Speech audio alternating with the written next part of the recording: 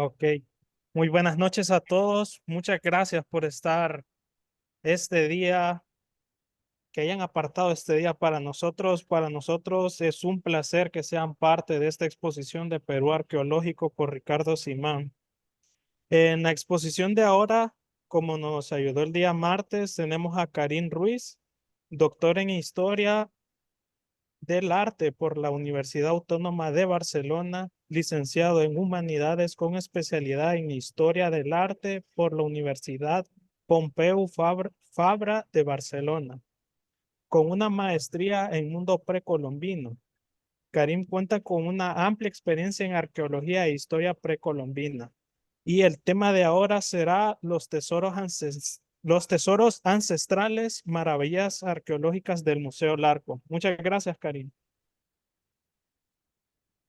Gracias, Orlando, por la presentación.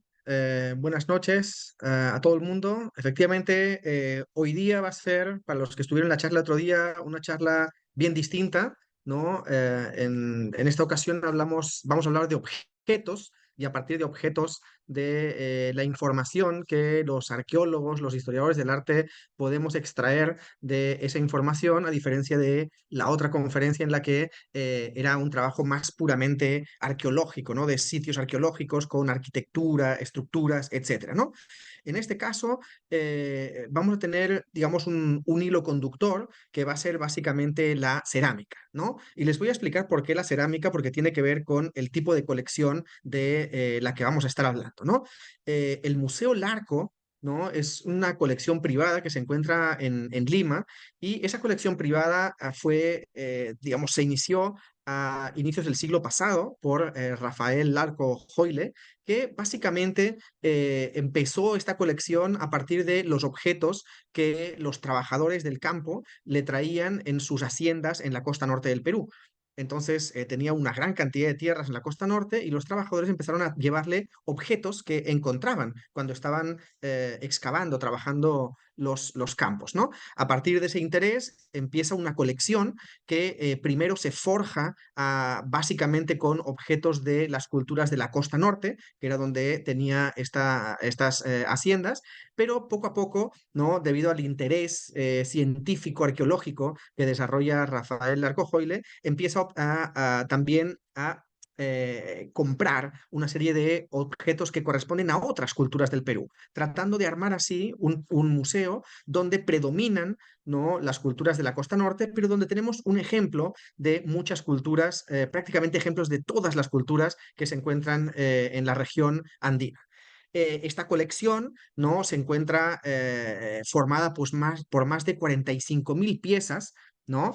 Algunas de ellas muy pequeñitas, ¿no? Pero muchas de ellas son vasijas y tiene la particularidad de ser un museo uno de los pocos museos del mundo que tiene toda su colección abierta al público. Es decir, hay una serie de salas que están abiertas como exposición permanente y que todo el mundo puede visitar, digamos, con un recorrido, información, pero el resto de toda la colección está también exhibido en unas vitrinas, ¿no? Un poco amontonadas, como podemos ver acá, pero toda una serie de vitrinas que uno permite, ¿no? Acceder prácticamente a todos los objetos de la colección. Adicionalmente, ¿no? En un proceso ya de modernización, ¿no? Han hecho un catálogo en línea donde podemos encontrar 44.711 piezas que han sido fotografiadas, catalogadas y explicadas y que uno puede revisar una por una en este catálogo online del Museo Larco, ¿no?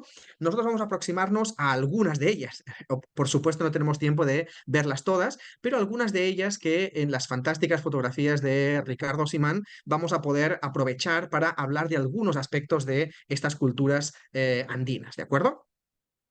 La primera de ellas es una pieza fantástica, es una pieza fantástica, una cerámica virú, ¿no? Que representa a un guerrero con un tocado, que además presenta un escudo y una porra, es decir, una representación típica de lo que podía ser un guerrero, ¿no? De esta cultura, de la cultura virú, pero más allá de la representación, que puede parecer estéticamente fantástica, nos encontramos ante una técnica, ¿no? Cerámica, que es una de las cosas que vamos a ver desarrolladas en más elementos durante esta exposición, ¿no? Durante este repaso de la exposición. ¿Qué es lo que encontramos? Multiplicidad, digamos, de técnicas, tanto escultóricas como pictóricas, de modelado, de incisión, combinación de ellas, con distintos tipos de vasija, pero ya les anticipo que tenemos una serie de digamos, aspectos comunes que vamos a cumplir prácticamente en todas las piezas, ¿no?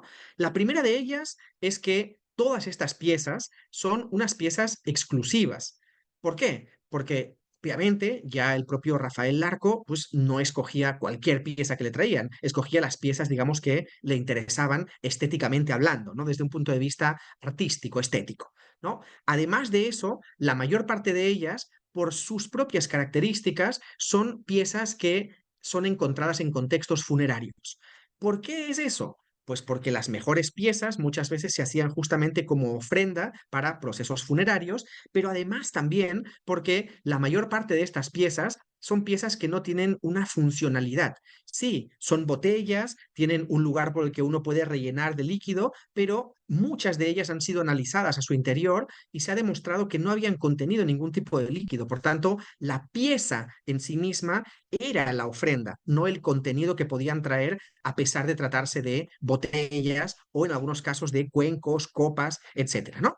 En los casos de las copas puntualmente, vamos a ver un par de ejemplos de queros, de estas copas ceremoniales, sí hay trazas de que se usaban porque el consumo, digamos, con las copas rituales sí era una práctica muy habitual. Por tanto, los objetos que vamos a ver son objetos básicamente de carácter funerario, ofrendas de carácter funerario, o en algunos casos de carácter ritual, pero que como objetos terminan siendo, ¿no?, enterrados con el individuo con el que se encontraron.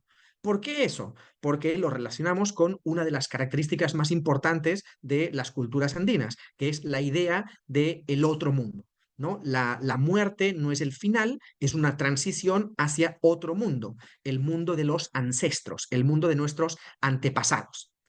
¿Qué sucede? Si tenemos otra vida, vamos a necesitar una serie de objetos también en la otra vida. Es por eso que en la cultura funeraria de la región andina existe esta profusión de objetos que suelen acompañar a las personas, obviamente de las élites, porque cuando van al más allá tratan de llevarse todo aquello que van a poder necesitar para continuar su vida como la tenían antes de esa muerte, ¿no? Por tanto, muchos de los objetos van a ser objetos asociados a lo que se conoce como el ajuar personal, ¿no? Los objetos que el propio individuo ha querido llevarse a la otra vida, mientras que otros van a ser las ofrendas, los regalos que familiares, conocidos, súbditos presentan al momento de la muerte como una ofrenda y que también son depositados en estos contextos funerarios. ¿De acuerdo?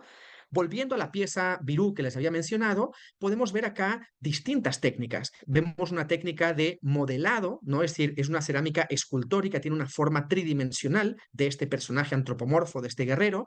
Además hay elementos con decoración incisa, ¿no? Estos ojos, esta boca, algunos de los elementos del escudo, y además tenemos un elemento decorativo adicional que es la pintura. En este caso, una decoración pintada conocida como sistema en negativo. ¿Por qué? Porque lo que se hacía era se ponía una serie de elementos, ¿no?, que cubrían parte de la pieza y encima, ¿no?, se quemaba un poco la pieza y por tanto quedaba ese resultado, ¿no?, de la parte quemada, ¿no?, que era distinta a la parte que había sido protegida, ¿no? Otro ejemplo muy parecido, ¿no?, en cuanto a configuración, ¿no?, personaje antropomorfo masculino, en este caso, evidenciado además su masculinidad por los genitales exhibidos, pero en este caso no se trataría de un guerrero, sino de un sacerdote, un chamán, algún tipo de personaje realizando un ritual en el que está ataviado, ¿no?, con un ajuar muy particular, con un collar que tiene unas cabezas humanas, con unas orejeras, con un tocado. Además, todo el cuerpo presenta lo que podría ser una pintura corporal o lo que podrían ser también tatuajes, de los que tenemos evidencia también arqueológica en otros casos, y está sosteniendo, lo más importante, un cuenco, ¿no? Estos cuencos, estas copas, eran símbolos muy recurrentes entre las culturas andinas para simbolizar el momento del consumo, ¿no?, de esta bebida sagrada y la comunión también, digamos, con la divinidad, ¿no? Otro tipo de piezas vamos a ver que presentan una gran variedad. En particular, tenemos un abanico amplísimo de propuestas cerámicas con distintas técnicas entre todos los objetos que forman parte de la colección justamente de piezas Mochica. ¿Por qué? Porque, como les dije, la mayor parte de las piezas de la colección están conformadas por piezas de la cultura mochica, pero además también porque la cultura mochica en sí mismo fue una cultura extremadamente prolífica en la producción cerámica, prolífica en cantidad, prolífica en diversidad y también prolífica en temática. ¿No? Yo suelo decir siempre que los mochica utilizaban la cerámica como nosotros utilizamos la fotografía. Básicamente cualquier cosa que veían, ¿no? Que ahora todo el mundo anda con su celular ahí para fotografiarlo todo, ellos lo convertían en una pieza cerámica. Tenemos representaciones desde figurativas hasta abstractas, naturalistas y sobrenaturales, representaciones combinadas de cualquier elemento natural que los rodeaba, verduras, frutas, animales, actividades comunes, como podía ser la casa, la limpieza, la curación, etcétera. Por tanto, una gran documento, ¿no? Cerámico para los arqueólogos que nos permite conocer visualmente cómo por lo menos representaban parte de esta vida los mochica, ¿no? En este caso tenemos a la izquierda un personaje sobrenatural, que es el conocido como el animal lunar, un personaje de la iconografía típica mochica, pero la pieza en sí mismo es una pieza muy significativa, muy relevante, porque tiene una técnica combinada también, en la que tenemos por un lado la escultura, no es una figura en un molde escultórico, pero tiene incrustaciones de nácar, con lo cual no está solo utilizando la cerámica, sino está utilizando la cerámica y además le está incrustando toda una serie de elementos, ¿no?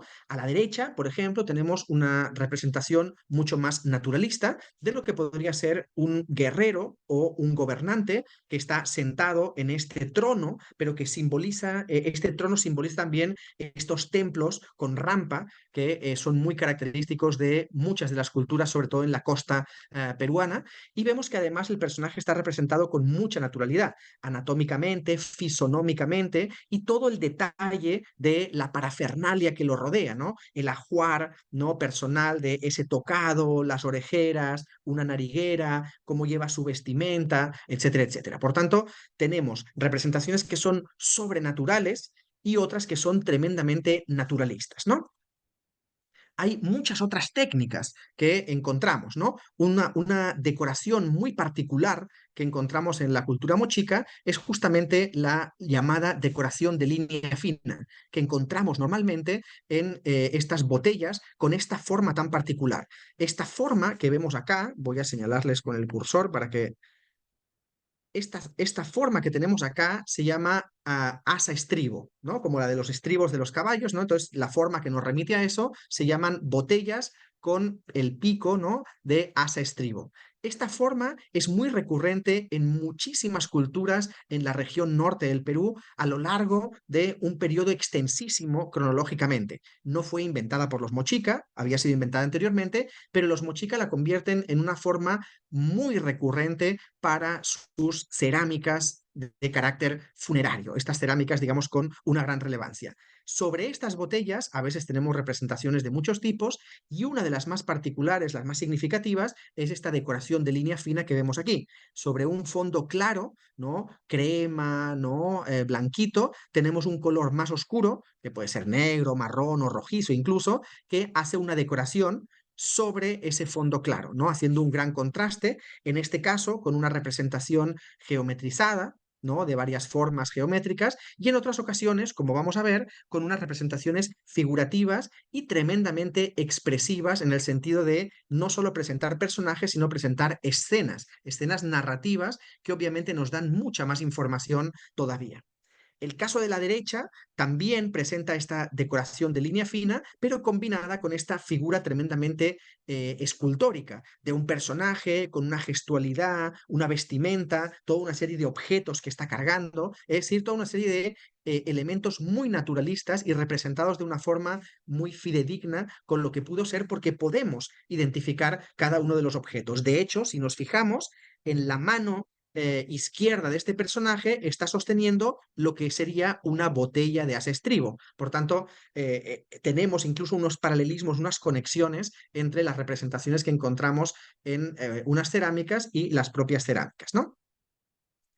Una de las características también de la cerámica mochica es lo que se conoce como los huacos retrato, ¿no? ¿En qué consiste exactamente el huaco retrato? El huaco retrato es una figura escultórica, ¿no? Una botella con representación escultórica de un rostro humano, ¿no? Tridimensional, pero que además tiene un alto grado de naturalismo, ¿no? Se pueden distinguir los rasgos faciales, ¿no? Podemos distinguir incluso pintura facial, podemos distinguir elementos individualizados del personaje. Tan individualizados están que ha habido investigadores que han logrado identificar cómo un personaje ha sido representado en distintos momentos de su vida. ¿Cómo podemos saberlo eso? Porque el personaje aparece siempre con ese mismo tocado y porque aparentemente en un momento de la vida de este individuo tuvo un accidente en el que se partió el labio y a partir de ese momento todas las representaciones conforme se va haciendo mayor aparecen con ese labio partido, ¿no? Entonces una investigación, ¿no? que se ha hecho y que ha llegado a demostrar cómo algunos, no todos, de estos guacos retrato representaban personajes específicos. En otros casos, claramente es una representación genérica, ¿no? del personaje masculino, del guerrero masculino, pero en muchas ocasiones se trata de una persona específica, con rasgos muy particulares, que se repiten, etcétera, etcétera. En otras ocasiones tenemos como en esta cerámica recuay la representación de un felino, por ejemplo, que es una representación muy recurrente en todas las culturas andinas, pero lo vemos con un cierto grado, digamos, de caricaturización. Es decir, tienen muchas de estas culturas la capacidad de sintetizar las figuras que están tratando de representar y en este caso además incorporando un elemento muy interesante que es el de el tipo de arcilla que se utiliza, ¿no? La mayor parte de las veces, cuando vemos la cerámica, la encontramos en dos versiones, ¿no? Una cerámica que es de carácter más o menos rojizo, ¿no? Y luego una cerámica que es más bien oscura. En realidad no se trata del color de la cerámica, se trata más bien de el tipo de cocción. Cuando es roja, se llama cocción por oxidación. Entonces, nosotros tenemos el horno abierto en cierto momento de la cocción y por tanto al entrar el oxígeno oxida esa arcilla y la vuelve roja. En otras ocasiones mantenemos el horno cerrado todo el tiempo y por tanto al no ingresar oxígeno se, entre comillas, carboniza y entonces queda una especie de arcilla como de color negro. Pero originalmente la arcilla era del mismo color. En este caso particular, ¿no? tenemos un ejemplo muy interesante del uso de distintas arcillas. En este caso se trata de una arcilla de color blanco, ¿no? llamada caolín, que es un tipo de cerámica que se encuentra sobre todo en la Sierra Norte. Entonces, la cerámica que encontramos con esta arcilla caolín está restringida geográficamente a una región del Perú, con lo cual también es una ayuda para la identificación, ¿no? Luego tenemos algunos casos muy interesantes de piezas en el Museo Larco que nos permiten hablar de algunos temas muy particulares, ¿no? Uno que me interesa particularmente a mí, que me parece bien interesante, es el de la hibridación cultural, ¿no? Yo siempre explico que las culturas en el Perú obviamente han tenido periodos de solapamiento. No es que termina una y entonces ya, chao, cierro, termino mi cultura y entonces empieza la siguiente, ¿no? Hay periodos de interacción, de solapamiento. Entonces, en estos momentos, en esos periodos, se produce un momento culturalmente muy rico en el que se combinan aspectos, elementos de ambas culturas. Acá tenemos dos ejemplos muy interesantes, ¿no? Tenemos una combinación, ¿no? de vasija chincha inca, ¿no? Es decir, de cuando los incas llegan a colonizar todo el territorio en la región andina, obviamente se superponen a una serie de culturas que existían anteriormente. En la cultura chincha, por ejemplo, o con la cultura chimú en la costa norte. Estas dos piezas son ejemplos de vasijas con forma inca, es decir, de cerámica, no tipología incaica, pero la decoración que encontramos es una decoración de carácter chincha a la derecha, con esta pintura polícroma, y chimú inca por el uso de esa cerámica de cocción reducida, toda negra, que es tan característica de Chimú y también parcialmente de Lambayeque, ¿no? Por tanto, digamos, esta hibridación resulta tremendamente interesante para entender estos periodos de solapamiento cultural. La idea, sobre todo, de la cerámica mochica, a pesar de que tiene muchas variantes, ¿no? Es justamente la de, como les decía, servir casi como de un retrato cultural de la cultura mochica. ¿Cómo funciona eso? Pues funciona de la forma en la que todo lo que representaban era la vida que los rodeaba. Y no solo los objetos, los elementos, los animales, las plantas, sino también las actividades. Y acá tenemos una representación tremendamente significativa para el mundo andino, que es justamente la del chacchado de coca. ¿No? Como ustedes sabrán, ¿no? El consumo de la coca en época pre-hispánica era muy habitual, ¿no? No se hacía con finalidad, digamos, recreativa, sino que era con finalidad normalmente ritual o ceremonial, y consistía justamente en mascar hoja de coca, pero mascarla mezclándola con cal. Porque cuando uno lo mezcla con cal, activa los alcaloides de la hoja de coca y entonces tiene el efecto, pues, energizante, eufórico, etcétera. Entonces, esta representación de acá es una representación perfecta de cómo se realizaba este consumo. Como la cal puede quemar, uno tiene que chachar la coca, sacarla de la boca y dentro de una pelotita, ¿no? De hojita chachada de coca, le pone un poco de cal y lo devuelve a la boca para entonces ir absorbiendo, ¿no? Esta cal iba en unos caleros, ¿no? Que es este objetito que tiene a la derecha, y venían con una especie de cucharita, que es la que tiene en su mano derecha, y entonces iba colocando un poco de coca dentro, perdón, un poco de cal dentro de la bola de hoja de coca, ¿no? Esto nos da a entender justamente qué tan finos, ¿no? En la representación eran, que representan un momento exacto de una actividad, ¿no? Como era el consumo de esa hoja de coca. En otras ocasiones, fíjense el tipo de combinación que podían llegar a ser, ¿no? Este es un cántaro escultórico en el que el cuello de la botella se convierte en el cuello del personaje, ¿no? Y en la parte superior tenemos la cabeza, mientras que el cuerpo de la botella se convierte en el cuerpo del personaje, y en este caso no lo hacen escultórico, sino que lo hacen pictórico, pintado, ¿no? Con esta decoración así, con una línea bien fina, ¿no? Entonces, es un juego a veces casi de metáforas que hace el artesano, ¿no? Creando pues el cuello y la cabeza de la pieza para el cuello y la cabeza del personaje, y el cuerpo de la botella es el cuerpo del personaje.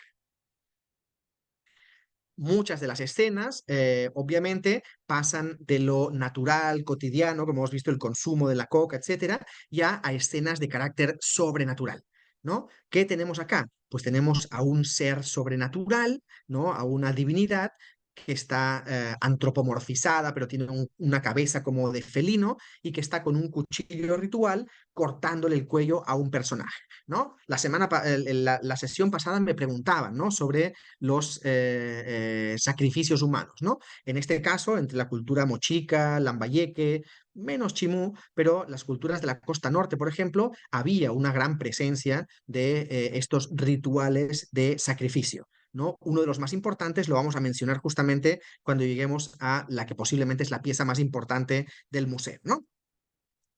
Otras escenas muy interesantes que también nos dan información sobre la vida cotidiana, pero al mismo tiempo nos dan información también sobre lo que podría ser una escena sobrenatural, ¿no?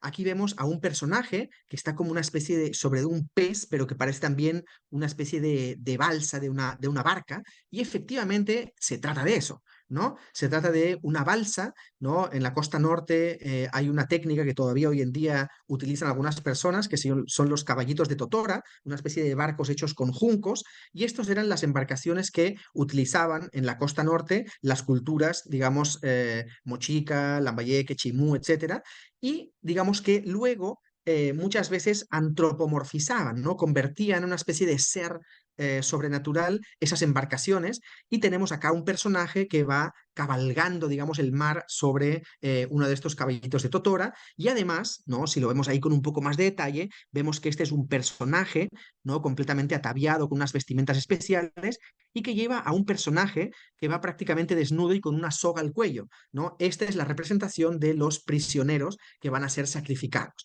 ¿no? Por tanto, nos habla de unos rituales que tienen que ver con este sacrificio, que tienen que ver con un recorrido que se hace en estos caballitos de Totora a través del mar, etcétera, ¿no? Otras de las representaciones rituales ceremoniales no remiten, no a cuestiones tan truculentas como el sacrificio humano, sino a otra parte tal vez de los rituales que podía ser la danza, la música, etcétera. Aquí encontramos a un personaje que también está ataviado, digamos, con todo un ajuar especial, ¿no? Una vestimenta ceremonial, y una serie de personajes en la parte inferior que parece que están de la mano, como si estuvieran bailando, ¿no? El personaje de arriba está tocando la que se conoce como la antara o la quena, ¿no? Andina, que era esta flauta, ¿no? Que se tocaba, y en la parte inferior una serie de personajes que están bailando probablemente al son de la música de este instrumento. Otra de las características que también destacan cuando uno observa esta colección es que tenemos una serie de culturas que trabajan con unos colores bastante monocromáticos, ¿no? O bícromos en el mejor de los casos, como pueden ser los chimú, los lambayeque o los moche, pero hay otras culturas que incorporan un punto de color mucho más desarrollado, que es la policromía, ¿no? En este caso, tenemos varias culturas en la costa central, en la costa sur y después en la sierra, con la cultura wari, que van a desarrollar esta idea de la policromía. Esta policromía va a aportarle color. No quiere decir que sean mejores piezas, pero son distintas porque ya no solo juegan con la línea o con la forma, sino que juegan también con el color, llegando en algunos casos a tener piezas que combinan 4 o 5 colores distintos en una misma pieza, ¿no? Acá tenemos una pieza lima nievería, ¿no? De la costa central, que nos representa a un pastor de alpacas que están llevando, ¿no? Estas 6 alpacas posiblemente a lo que sería el establo en la parte superior de este ser, ¿no? De esta montañita. Y aquí llegamos a la que podría ser la joya de la corona, ¿no? La pieza tal vez más importante, que es la conocida como la pieza Larco, ¿no? ¿Por qué es tan importante esta pieza? ¿No? Esta pieza es muy importante por no solo la complejidad de la escena que presenta, que lo es mucho, no solo por su unicidad, solo hay 3 piezas en el mundo que tengan esta misma representación. Hay una en Berlín, una en Los Ángeles y la tercera está en el Museo Larco, que representa lo que se conoce como la ceremonia del sacrificio. Lo que tenemos en esta vasija, lo he puesto acá en un rollout, ¿no? Es lo que sería toda la representación, pero puesta plana para que podamos ver toda la escena. Representa una división entre el mundo de abajo y el mundo de arriba, ¿no? En el mundo de abajo están los seres humanos, en el mundo de arriba están los dioses. Y durante mucho tiempo se creyó que así funcionaban los rituales en la cultura mochica. Había una parte del ritual que se desarrollaba en el mundo de los vivos y otra que se desarrollaba en el mundo de los dioses, que ya estaba más allá del alcance de los seres humanos. Pero con el descubrimiento en 1985 de la tumba del señor de Sipán, lo que se consiguió fue identificar cada uno de los objetos que los personajes de la parte superior estaban vistiendo. ¿Qué significaba eso? Significaba que o bien tenían representaciones de esos objetos simplemente por tenerlas, o lo más probable es que esos objetos servían para que un ser humano se vistiera como esas divinidades, se disfrazara como esas divinidades, y la segunda parte del ritual que sucedía en la parte superior también era representada por seres humanos que se disfrazaban como sus dioses, ¿no? Como se hace en la actualidad con las procesiones, por ejemplo, en el mundo católico. Es decir, un ser humano se puede disfrazar de personajes, ¿no? Como en los belenes, por ejemplo, uno se disfraza como los personajes de su mitología y entonces representa escenas de esa mitología. Y esto es lo que nos dio toda la información de cómo funcionaba esta ceremonia del sacrificio. ¿Cómo funciona esta ceremonia del sacrificio? Hay dos guerreros mochica, cuidado, ¿no? Son mochicas que pelean entre ellos, y cuando uno vence al otro, lo despoja de todo lo que tiene que ver con su guerreridad. Es decir, aquí vemos al personaje, que esto es un guerrero derrotado, que está desnudo, con las manos atadas, ven que incluso está sangrando, y al costado suyo vemos lo que conocemos como la panoplia, que son los objetos que lo hacían un guerrero, pero que ya se los han retirado. El escudo, la porra de combate y los venablos, las lanzas, ¿no? A estos guerreros ya convertidos en prisioneros, con las manos atadas y desnudos, les están cortando el cuello para recoger su sangre. Y aquí vemos a este personaje femenino, ¿no? No voy a entrar en detalles, pero bueno, ya la iconografía nos ayuda a identificar eso. Este personaje femenino sube al mundo de los dioses, que se encuentra acá, con esta copa, ven que sostiene una copa en la mano, que finalmente esta copa es entregado a la divinidad suprema, a este dios radiante de los Mochica, que acepta esta sangre como pago, ¿no? ¿En qué consistía entonces o para qué se hacía este tipo de sacrificios? Pues obviamente no se hacían en el día a día, no era una cosa del día a día, pero cuando había alguna situación complicada para la sociedad mochica, había una sequía que se alargaba mucho, habían estado perdiendo territorios contra un enemigo, hacían un sacrificio humano para pedir el favor de los dioses. Cuando el dios aceptaba tomar esa sangre, aceptaba ese sacrificio y supuestamente iba a beneficiarlos, ¿no? Lo más interesante de la escena, más allá, digamos, de la artisticidad de la pieza y la unicidad de la pieza, como les dije, que solo existen tres, es que una vez que conocíamos toda la historia, cualquier elemento por separado que aparecía podía remitirnos directamente a esa escena. Luego encontrábamos una representación de un personaje desnudo con las manos atadas.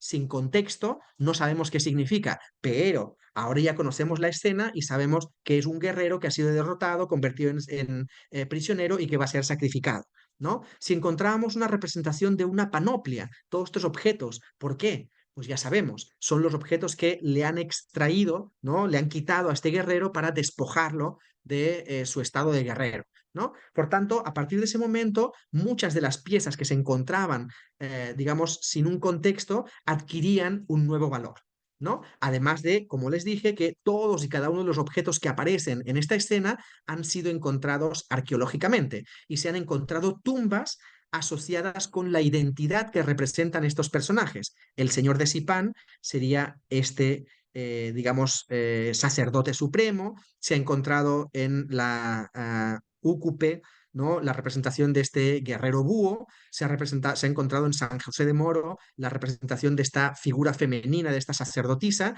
Es decir, ahora ya hemos encontrado en todo el mundo mochica personajes que fueron enterrados porque habían sido los que habían representado a estos personajes dentro de la escena de la ceremonia del sacrificio. ¿De acuerdo? De ahí radica, digamos, la importancia de esta pieza, ¿no? ¿Cuáles son algunos de estos objetos que aparecen asociados a esta ceremonia? Pues los cuchillos rituales, el famoso tumi, ¿no? Este cuchillo en forma de media luna, ¿no? Invertida, y las copas, copas que podían ser de cerámica, de metal, algunas incluso de madera, pero que era el símbolo, ¿no? De este sacrificio. El cuchillo corta y la copa recibe esa sangre para, como si fuera un cáliz, ¿no? Y entregar la sangre como ofrenda a la divinidad suprema, ¿no? O al sacerdote supremo en este caso. Aquí, pues, un ejemplo, como les decía, de la panoplia, ¿no? Cuando nosotros encontrábamos arqueológicamente, antes de conocer esa escena, esta pieza, bueno, sí, entiendo que es una pieza que tiene porras, venablos y como un escudo, pero ¿por qué? ¿No? Simplemente por representar naturalmente a estos objetos, cuando tenemos la escena alrededor de la cual sucede todo eso, entendemos que esto es una representación de la panoplia, que son los objetos que le han extraído al guerrero. ¿De acuerdo? Otras culturas, ¿no? Que no están tan representadas en el museo, pero de las que también hay varios ejemplos, son, por ejemplo, la cerámica lambayeque, ¿no? Y en la cerámica lambayeque podemos percibir cómo, a diferencia de todas esas piezas mochica que contaban con esa botella en forma de asa estribo, que ya hemos mencionado, acá se incorpora una forma que había llegado desde el sur, ¿no? La forma que ya se encontraba en Paracas y en Nazca en la época, cronológicamente hablando, ¿no? Los Nazca son contemporáneos de los Mochica, pero en la costa sur tenemos la aparición de esta nueva forma, que es el doble pico y un asa puente que los une. Esta forma va a llegar desde Paracas y Nazca hacia los Wari, que cuando empiezan a expandirse desde la zona sur por toda la sierra, finalmente llegan a la costa norte. no llegan a conquistar la costa norte en esa expansión, militar o políticamente, pero su influencia cultural va a ser tan fuerte que ya los mochica habían asumido parte de estas nuevas formas, ya los mochica hacia el final, digamos, de su existencia habían asumido la policromía que ellos también traían, y las culturas que van a suceder a los mochica en esa región, primero los lambayeque y luego los chimú, van a asumir parte de estas formas. Otro ejemplo, ¿no? De estas botellas de asa estribo, fíjense el nivel de complejidad, ¿no? Tenemos un asa estribo, ¿no? Muy pulcra, muy limpia, pero toda la decoración de línea fina con una serie de personajes, con toda una serie de objetos que los representan, con toda una serie de elementos arquitectónicos que aparecen representados, son escenas tremendamente complejas. Esa complejidad es una fuente importantísima de información, no solo porque es una pieza cerámica que tiene un peso dentro de lo que pudo ser una ceremonia, digamos, funeraria, sino por la importancia de la información que esconde, ¿no? Cuando logramos descifrar qué significan esos personajes, qué significan esos objetos, nos dan información de rituales, de mitología, de prácticas funerarias, de algunos rituales de curación o de sanación, etcétera, etcétera. Es decir, la información que se recoge allí es tremendamente importante. Y lo que posiblemente todos ustedes ya saben, acentúa la importancia de esta información. Y es que las culturas andinas fueron culturas ágrafas, es decir, nunca llegaron a tener un sistema de escritura. Por tanto, la única fuente de información que nosotros tenemos es a través de los objetos que dejaron. No tenemos ningún libro donde consultar, no tenemos ninguna pared donde tengan escritas sus historias. Todo, todo ha tenido que ser inferido a través de los objetos, la arquitectura, ¿no? Que se ha ido encontrando, y por tanto todos estos objetos con tanta representación gráfico-visual, ¿no? Son tremendamente importantes para los arqueólogos, ¿no? Un ejemplo, ¿no? De este doble pico y asapuente que procedía de la cultura nazca y paracas incluso antes, es justamente esta de acá, ¿no? El martes pasado hablábamos de Pachacámac, y en Pachacámac se desarrollaron muchos tipos de cerámica distintos porque, como les mencionaba en esta sesión anterior, tenemos una ocupación de casi 1500 años para Pachacámac. Por tanto, ha tenido, digamos, presencia de muchas culturas distintas, una de las cuales adoptó durante esa expansión de los Wari esta idea del doble pico asa puente, y además la idea también de la policromía, ¿no? Como pueden ver, esta pieza es completamente distinta de todo lo que hemos visto hasta ahora de los mochica, ni mejor ni peor, completamente distinto, una tipología en forma completamente distinta y una utilización de la decoración también completamente distinta. Como les mencionaba antes, cuando nos remitimos a esta costa norte, los cambios que se suceden tras la caída de los mochica, ¿no? Una desaparición paulatina debido a muchos aspectos que no podemos ahora, en los que no podemos profundizar, pero tras su, digamos, progresiva caída se produce un periodo de transición, estos solapamientos culturales que les decía, y terminan, ¿no? Derivando en lo que se conocerá como una nueva cultura en la costa norte, que era la cultura lambayeque. Pero esta cultura lambayeque va a durar poco, ¿no? Porque, digamos, poco a poco, parte de esta región que antiguamente había sido controlada por las ciudades-estado mochica, empieza a funcionar de una forma más o menos similar, pero ya bajo unos ideales distintos, que son los de la cultura chimú.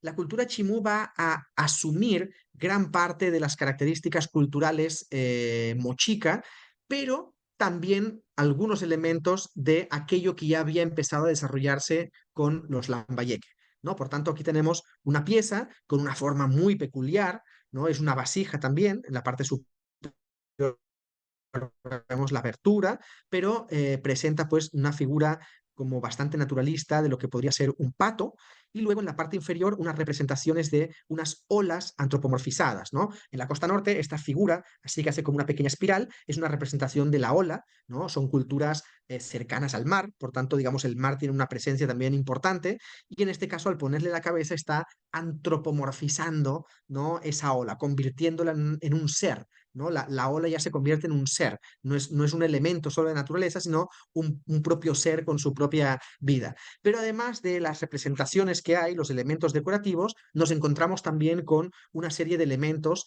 de la técnica, ¿no? Como les dije, una de las características de la cultura chimú es que van a asumir, ¿no? Van a popularizar, ¿no? Porque digamos que no es que abandonan completamente la técnica de cocción por oxidación, pero básicamente popularizan, ¿no? Las piezas en este color oscuro, pulido y bruñido para darle casi un acabado metálico, ¿no? Parecerían piezas casi de metal cuando uno las ve así a primera vista, con la utilización de esta técnica por reducción, ¿no? Que deja la cerámica con este color oscuro y que luego al enlucirla, pulirla, bruñirla, le puede dar este brillo casi metalizado. Otros estilos, ¿no? Porque tenemos muchas piezas de cerámica en el museo de muchas otras culturas, remiten pues también a influencias de Wari en muchos otros lugares, ¿no? Como les dije, Wari se extiende, ¿no? A partir de la Sierra Sur, pero se extiende prácticamente por toda la sierra de la región andina y finalmente terminan bajando, aunque sea solo culturalmente o comercialmente, hacia las zonas de la costa y terminan influenciando también en regiones donde tenían otro estilo y normalmente lo que termina incorporando muchas de estas culturas es esta policromía. Entonces, la policromía que, digamos, viaja con la expansión Wari, nos va a dar, ¿no? Con varios ejemplos muy particulares, muy interesantes, de cerámicas de forma, tipología de cada una de estas regiones, pero que progresivamente van incorporando esta policromía. ¿No? Digamos que el color parece que triunfó, ¿no? La idea del color triunfó en muchas de estas culturas y entonces adoptaron la policromía, pero manteniendo la mayor parte de las veces las formas originarias de su propia cerámica.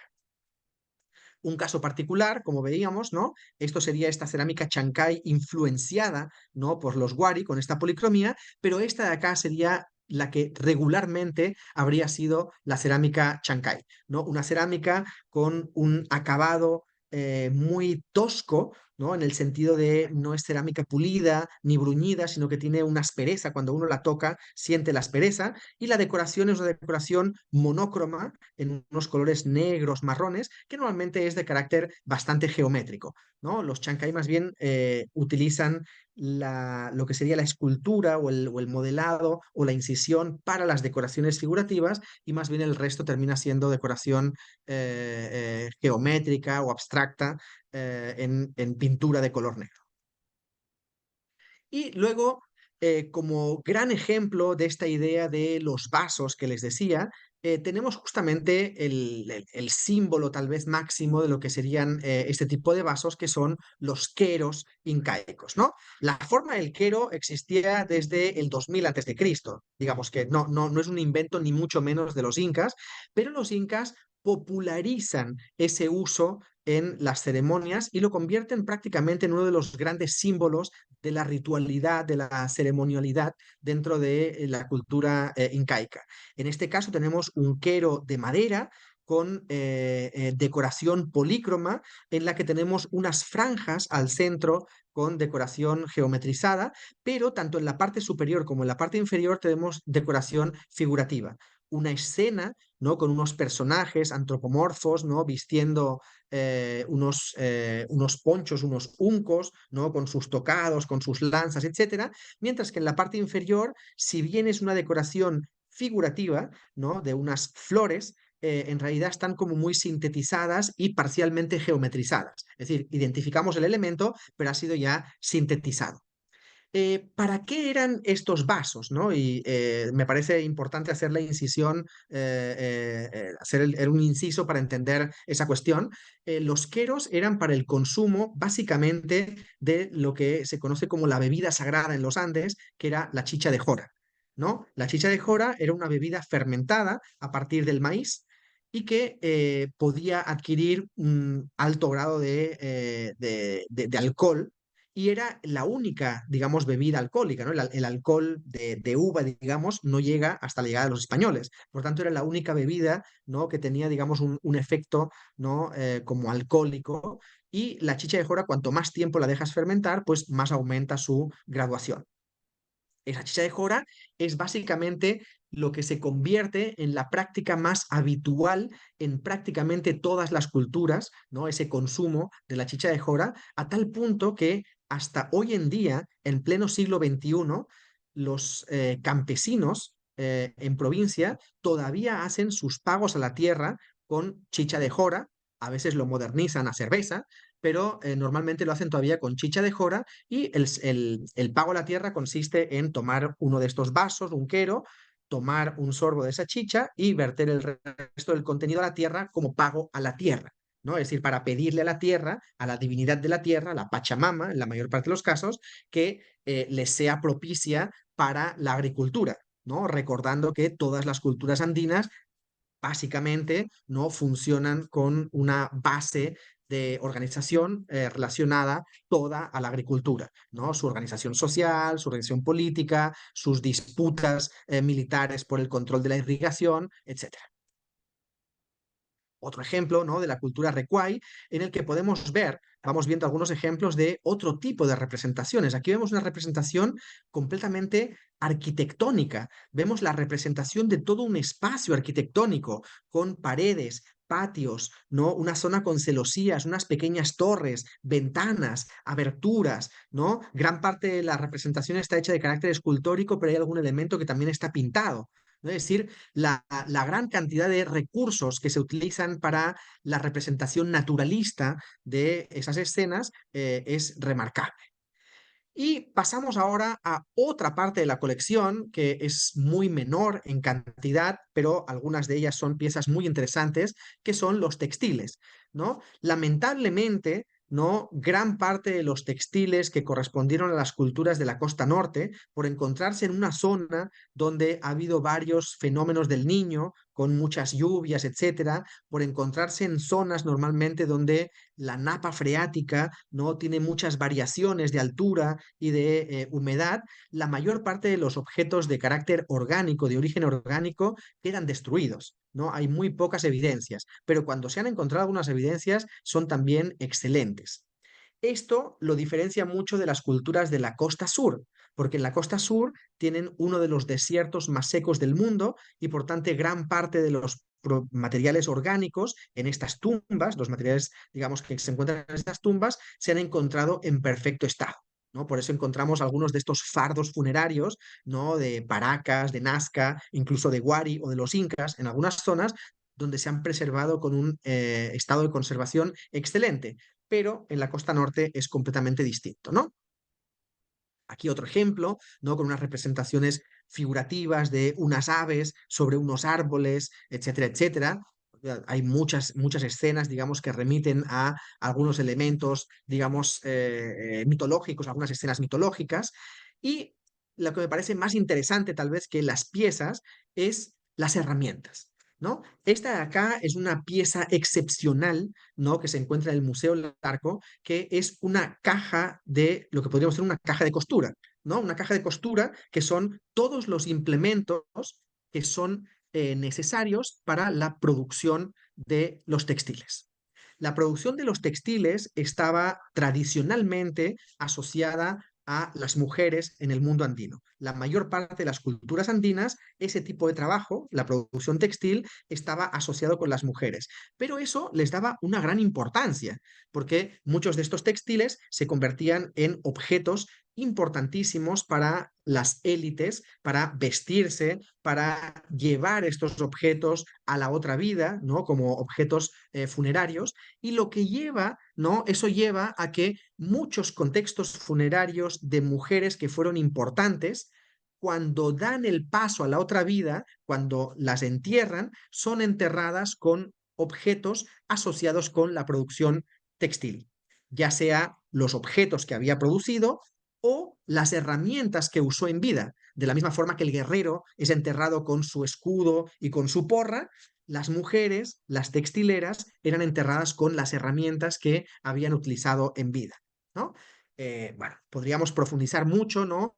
En todos la información que nos reportan, ¿no? Estos hallazgos de el tipo de fibras que se utilizaban, ¿no? Algodones naturales, las fibras de camélido, luego los pigmentos naturales que se utilizaban, las técnicas, el tipo de telares que se utilizaban, las distintas técnicas, ¿no? Que se utilizan, digamos, dentro del proceso de elaboración de estos textiles varían bastante, ¿no?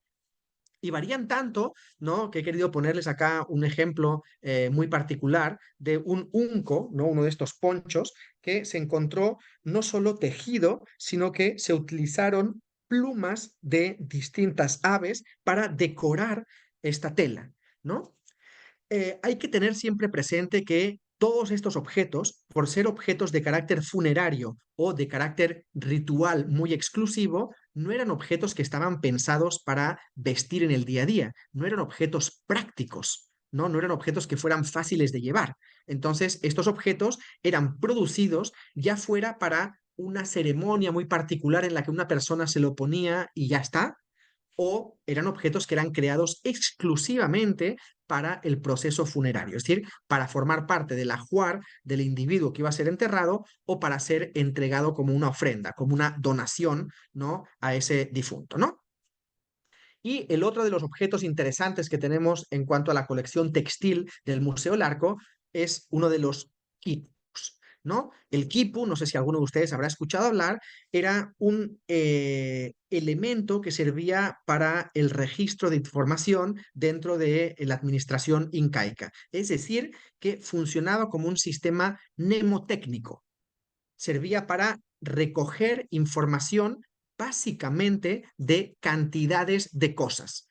La mayor parte de los quipus que se conocen, sobre todo los que han podido ser más o menos interpretados, son los que se conocen como quipus numéricos, porque servían para almacenar información cuantitativa, ¿no? Hay algunos pocos que, según las crónicas, más bien funcionaban como, digamos, elementos para guardar información cualitativa, es decir, para recordar eventos, para recordar cuentos, historias. ¿Y cómo funciona el Kipu? Pues con un sistema de código que la persona que lo fabricaba, el Kipu Kamayok, era el único que podía interpretar.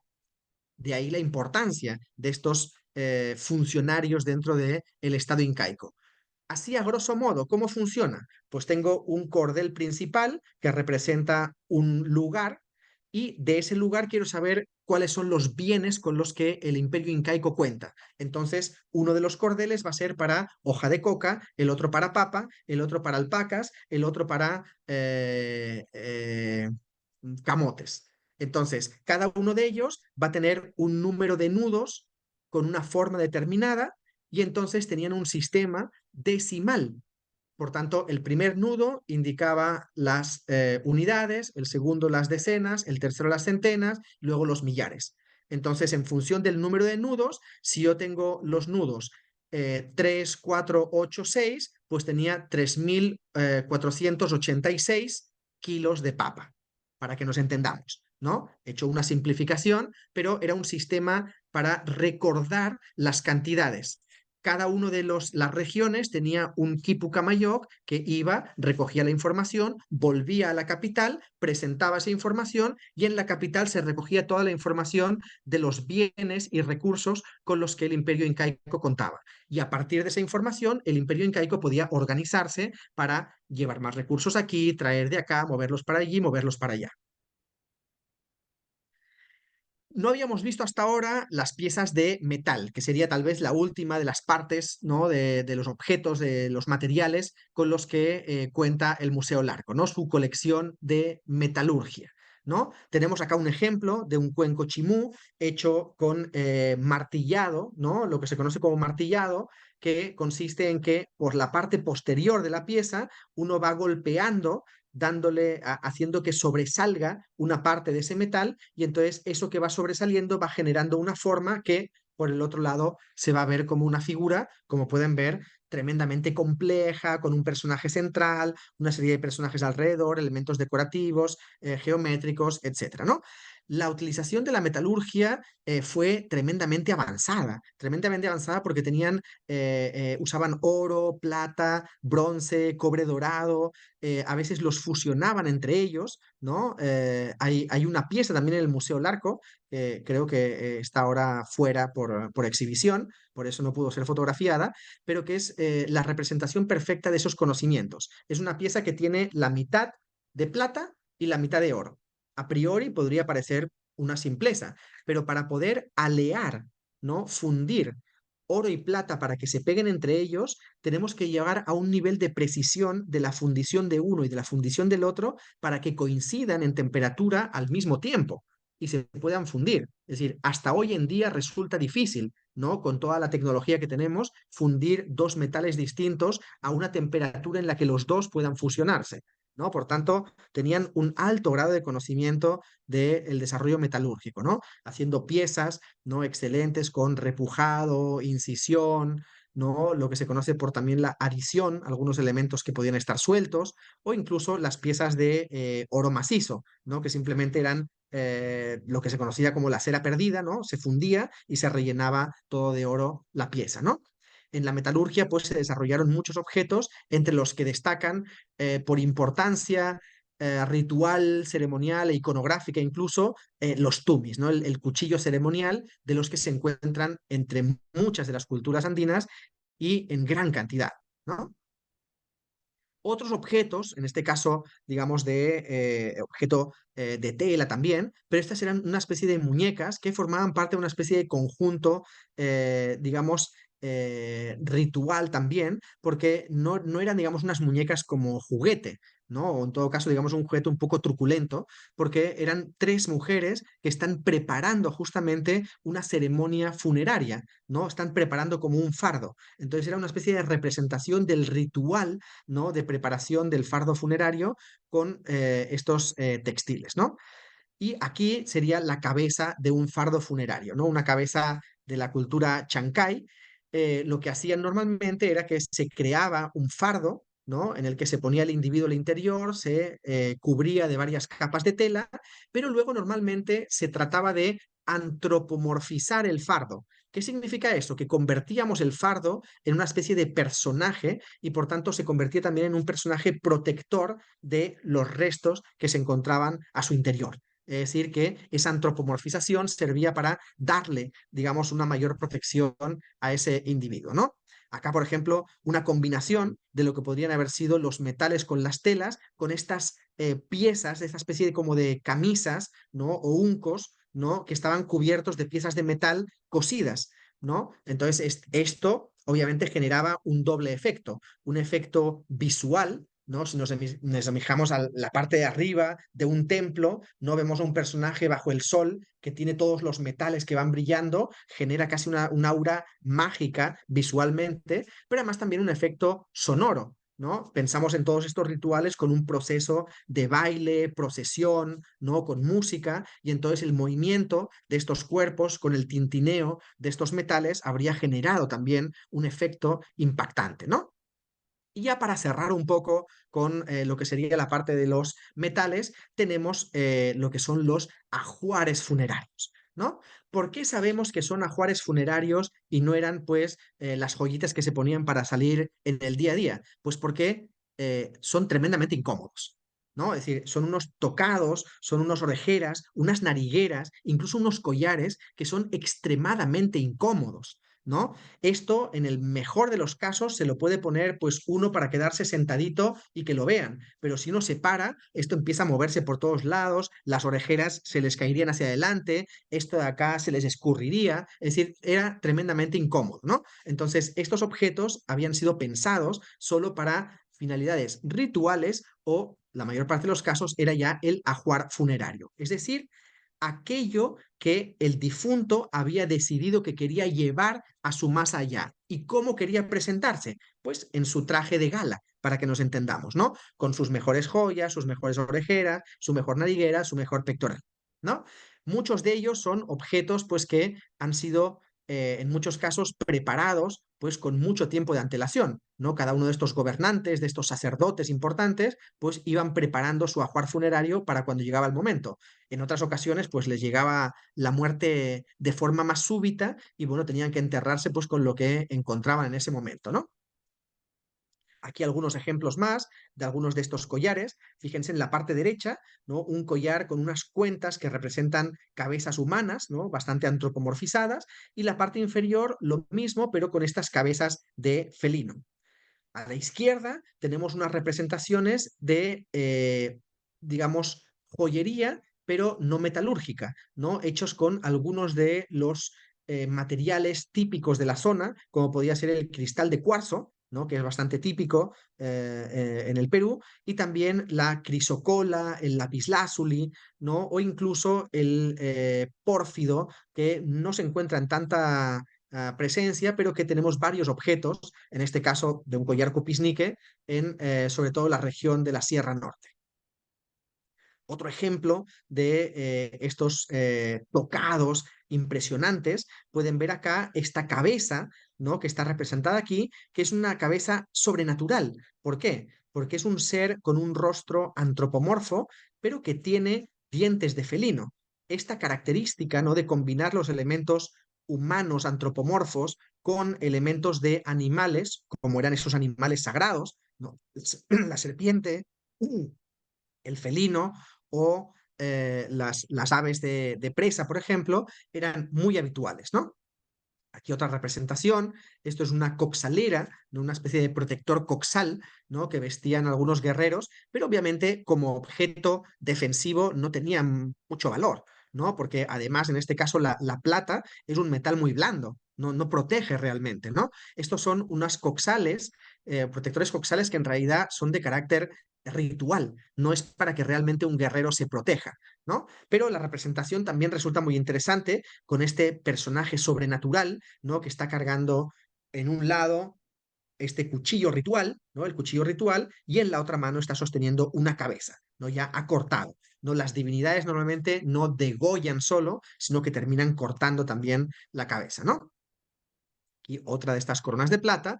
Y termino, ¿no? Con esta pieza, ¿no? Que es una pieza, es una parte, digamos, de lo que sería como la diadema de una corona, ¿no? En este caso se tiene algo de información contextual de dónde se encontró, donde aparece uno de los personajes, digamos, más característicos del mundo andino, que es la divinidad de los báculos, ¿no? Muy recientemente, ¿no? En Caral, que es la ciudad más antigua, ¿no? Que se conoce en el mundo andino, con 3.000 años del 3000 antes de Cristo, ¿no? Por lo tanto casi 5.000 años de antigüedad, se identifica como esta figura, ¿no? De la divinidad creadora, de la divinidad que se relaciona también con la agricultura, que es este personaje normalmente masculino, o a veces digamos ambiguo en cuanto a su género, pero normalmente masculino, sosteniendo dos báculos que muchas veces tienen que están como incrustados en la tierra porque tiene que ver con la agricultura, y estos personajes son estos personajes que son como divinidades construidas a partir de los rasgos de los tres animales sagrados más importantes, ¿no?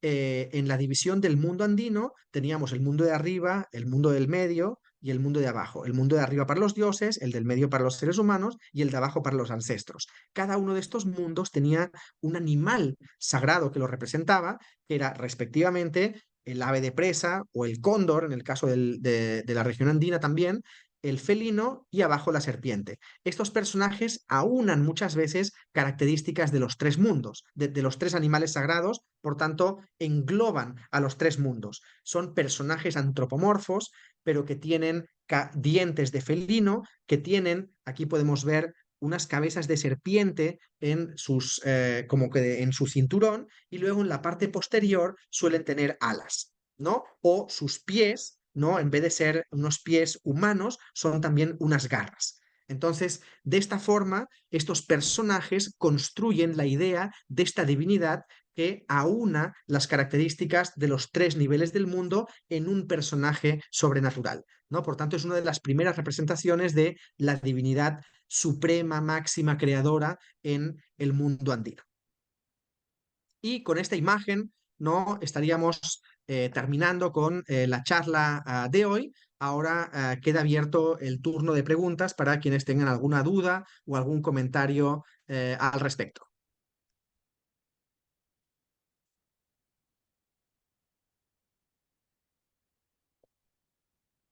Pueden, si quieren, con el micrófono o si quieren a través del chat.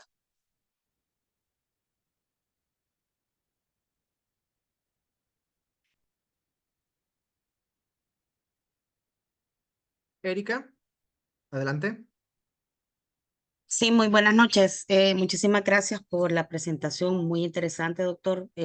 Muy linda la cultura, me interesó. Lástima que me perdí el inicio de la sesión anterior, pero le agarré rapidito. Y muy interesante, muy bonito este museo. Nosotros aquí en el país, en El Salvador, contamos con museos, pero nuestra riqueza arqueológica no es tanta, no es tan variada, desgraciadamente, y, y no se le da tampoco, ¿verdad? La importancia, pero esta cultura andina es muy variada, yo la veo bastante como lo que explica usted según la zona, ¿verdad? Y la cultura que esté imponiéndose en ese momento, así va su Bueno, sí. representación a través de su alfarería, ¿verdad? Claro, efectivamente, digamos que en la región andina hay una ocupación humana de más de 10.000 años. Entonces, pues Sí, claro, en 10.000 años pues es mucha la acumulación cultural, es mucho el desarrollo cultural y además se produce, digamos, en muchas regiones distintas, a veces al mismo tiempo, a veces, digamos, con sucesión cronológica, lo que ha dado lugar, digamos, a una gran riqueza y una gran diversidad, ¿no? Tanto en la sí. costa como en la sierra y tal vez en menor medida en la selva, ¿no? Pero tanto la costa como la sierra han tenido unos desarrollos muy intensos, muy profundos en cuanto a lo que se refiere pues el avance cultural, tanto en arquitectura como en cerámica, como en textilería, como en orfebrería, Sí. ¿no?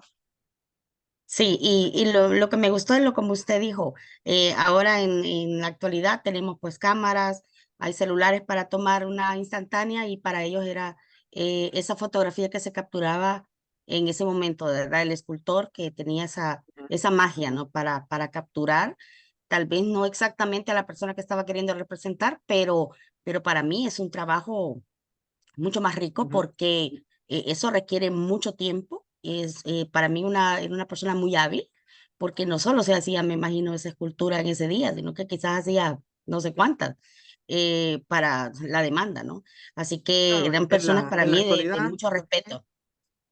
aquí en la actualidad, por ejemplo, hay algunos artesanos que tratan de reproducir lo mismo y efectivamente el proceso es bien complejo, ¿no? O sea, uno tiene que establecer todos unos protocolos, ¿no? De cómo se prepara la arcilla, luego preparas la pieza, tienes que moldearla, después tienes que pintarla, tienes que hornearla, tienes que bruñirla, es todo un proceso, ¿no?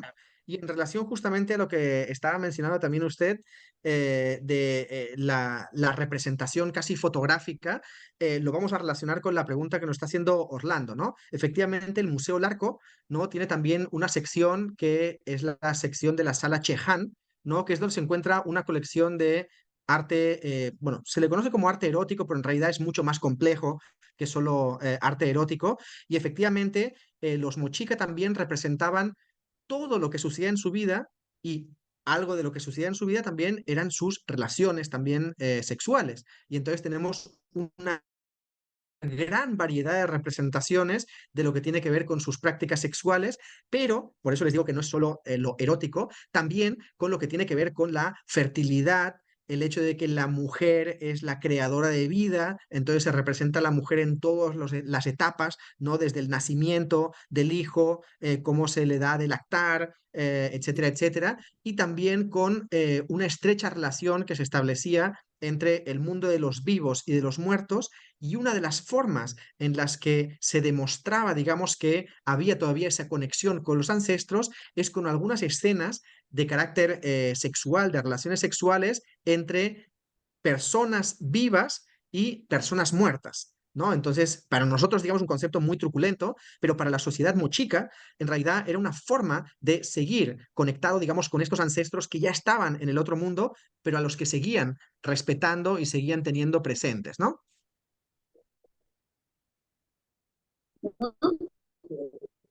Y muchas gracias.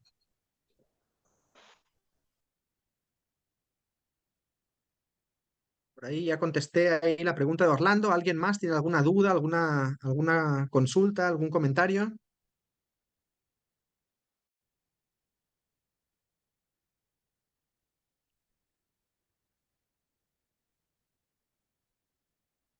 Bueno, muchas gracias por su asistencia. Espero que les haya gustado y les haya servido para conocer un poquito más de las culturas del Perú y por lo menos de la colección de el Museo Larco. Buenas noches y hasta la próxima. Muy buenas noches, muchas gracias. Buenas noches.